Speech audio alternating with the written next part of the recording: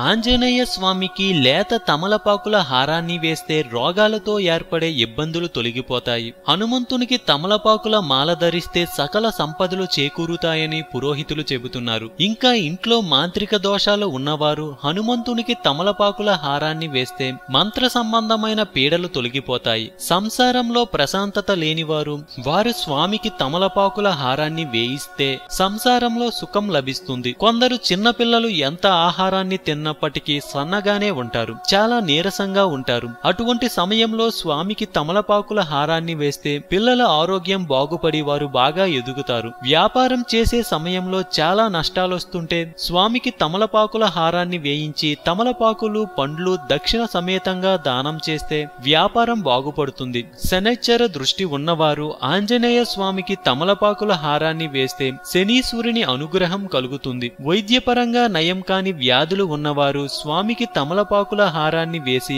ప్రసాదాన్ని తింటూ ఉంటే అన్ని రోగాలు నివారణ అవుతాయి. సుందరకాండ పారాయణం చేసి స్వామికి తమలపాకు హారాన్ని వేస్తే అన్ని కార్యాల్లో విజయం సిద్ధిస్తుంది. హనుమాన్ చాలీసా చదివి స్వామిని ప్రార్థించి తమలపాకుల హారాన్ని వేస్తే పరమాత్ముని అనుగ్రహం ఉంటుందని పురోహితులు అంటున్నారు. హిందూ తత్వం గురించి మరెన్నో గొప్ప గొప్ప విషయాలు తెలుసుకోవాలనుకుంటే మా ఛానల్ ని సబ్స్క్రైబ్ చేయండి. ఈ వీడియో మీకు నచ్చినట్లయితే లైక్ చేయండి, షేర్ చేయండి. ఏమైనా చెప్పాలనుకుంటే కామెంట్ ని పోస్ట్ చేయండి.